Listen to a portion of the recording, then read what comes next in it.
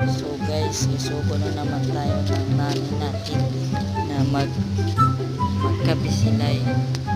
Dito na naman iyabo natin. Iyabo natin guys. Sa ito guys. Dito natin iyabo guys. Ito guys. Tapos nito guys, atin na ilog pastar guys. Ito na guys, lapit na guys.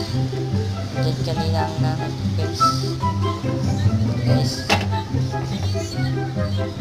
atin na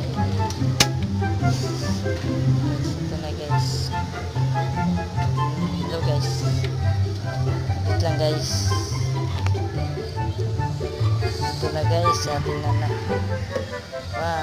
wow, ganda. Bait talaga natin. Bait ko. Bye bye guys.